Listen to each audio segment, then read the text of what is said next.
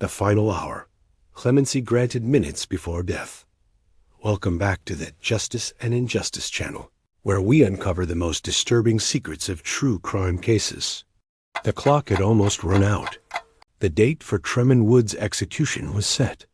It was scheduled for November 13th, 2025, in Oklahoma.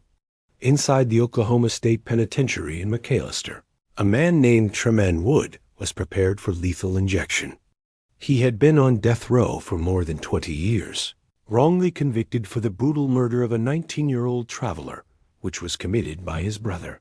His final appeals had been denied by the Oklahoma Supreme Court. Then, just hours before, by the U.S. Supreme Court. There was no legal avenue left. The process was starting. The witnesses were gathering. The state of Oklahoma was ready to execute justice. But then, the final frantic phone call came through. In the final, agonizing moments before the execution could begin, Governor Kevin Stitt granted clemency. Please like and subscribe if you're new to the channel. The New Year's betrayal, the murder of Ronnie Whipf, the tragedy that sent Tremane Wood to death row began on New Year's Day, 2002. The victim was Ronnie Whipf, a 19-year-old man traveling through Oklahoma from Montana with a friend to meet up with others in their harvest crew. Clemency was also from a Hutterite colony in Montana. Both had gone home for Christmas. Whipf had left his colony in 1999, but planned to return for good on the Monday after Easter in 2002. Whipf and his friend were targeted. Tremane Wood and his brother Jake Wood conspired with two women to lure the young men into a motel room. The women were acting as bait, setting up the victims to be robbed. At the brewery, Whipf and Clemency met up with two women. The four left around 2 a.m. to go to a Ramada Inn in South Oklahoma City for sex. At the motel, the women pretended to be prostitutes and said they had to be paid first. Clemency paid them $210 after going to an ATM to withdraw money. Tremane Wood, who was carrying a knife, and Jake Wood, who was carrying a gun, burst into the room wearing ski masks and trench coats. The brothers had robbed a pizza restaurant in Moore hours earlier, but got away with only $40. The robbery was supposed to be simple, but it exploded into violence. A struggle immediately broke out. During that desperate fight, Ronnie Whipf was stabbed in the chest. Prosecutors argued that Tremane Wood was the one who delivered the fatal stab wound. Ronnie Whipf died. A young life was violently extinguished on the side of a rural road. Tremane Wood's current attorney acknowledged at the clemency hearing that he was armed with a knife and his brother was armed with a gun at the motel. The two fought with Whipf, and Jake, at some point in this struggle, assumed control of the knife from Tremane. Attorney Amanda Bass Castro Alves said. The state's attorneys disputed that the older brother, who shot the gun during the struggle, ever had the knife. This theory defies common sense. They told the U.S. Supreme Court. Whipf screamed in pain when he was stabbed in the heart, according to trial testimony. Clemency was able to flee and then hid for hours. Tremane Wood did not testify at his trial. Testifying as a defense witness, Jake Wood confessed to stabbing Whipf. Jake Wood was convicted of first-degree murder at a later trial and sentenced to life in prison without the possibility of parole. He committed suicide in prison in 2019. The clemency vote: was the trial fair and just? For 2 decades, Tremane Wood, 46, maintained his innocence, denying he killed anyone. This was the result of an incompetent lawyer who abused drugs and alcohol. However, his brother, Tremane Wood Jake, who had a criminal record and arrests, had a better defense. Furthermore, the brother himself confessed to the murder, saying that he had committed it. But the one ultimately sentenced to death was Tremane Wood. While his brother was also charged, Wood's sentence was the most severe.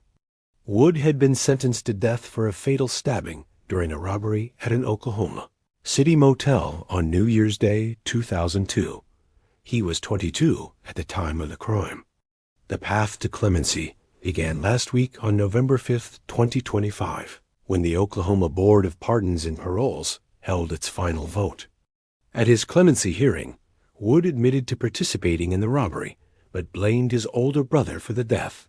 The brother, Jake Wood, confessed to the killing in 2004. Attorneys for the state, though, maintained the evidence overwhelmingly established Tremane Wood actually was the stabber.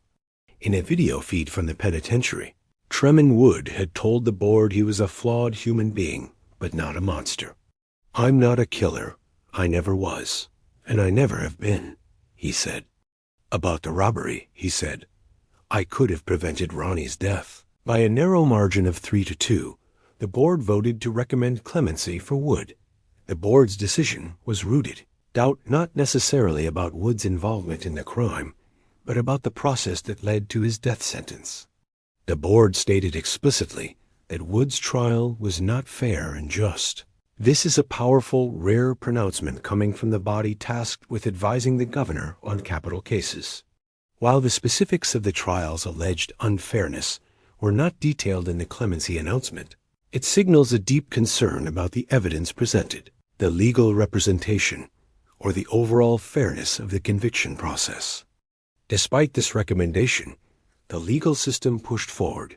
Both the state and federal Supreme Courts denied Wood's requests for a stay of execution, leaving the final decision, the only remaining hope, in the hands of the governor. The governor's decision: life without parole. For what would have been his last meal, Tremane Wood requested a fried catfish platter with okra and coleslaw and a pint of chocolate ice cream. He asked for a Dr. Pepper to drink.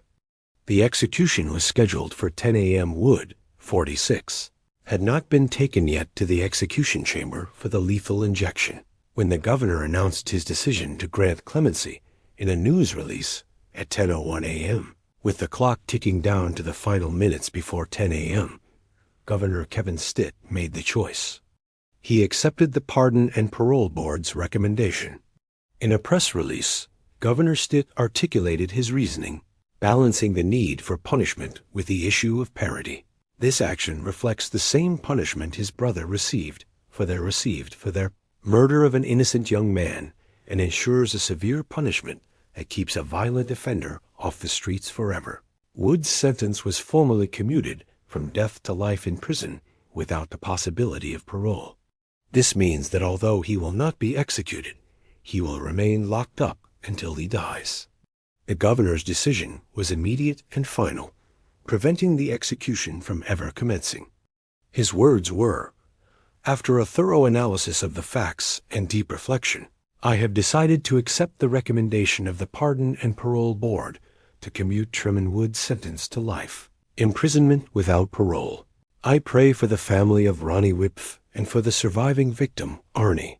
They are models of Christian forgiveness and love." Stitt announced the decision about an hour after the U.S. Supreme Court refused to stay the execution. Tremane Wood had complained to the High Court that he had new evidence of prosecutorial misconduct. However, the decision was met with immediate, vocal disappointment from Oklahoma Attorney General Gentner Drummond, who had been outspoken in his intent to carry out the sentence. "I am disappointed that the governor has granted clemency for this dangerous murderer, but respect that this was his decision to make," Drummond stated, vowing to ensure Wood remains behind bars and the public is protected. This high-profile last-minute intervention is only the second time Governor Stitt has granted clemency for a death row inmate, the other being the internationally scrutinized case of Julius Jones in 2021. The Wipf family, forgiveness and justice. The victim, Wipf, 19, was from a Montana colony of pacifist Christians known as Hutterites. The clemency decision came after both the victim's mother and robbery survivor, Arnold Kleinsasser, opposed the execution because of their religious beliefs. "They should let him live," the mother, Barbara Wipf. "As a Christian, I see it from the perspective of how much God has forgiven me. And that same forgiveness is what I am called to extend." Governor Stitt's final statement acknowledged the Wipf family, describing them as models of Christian forgiveness and love.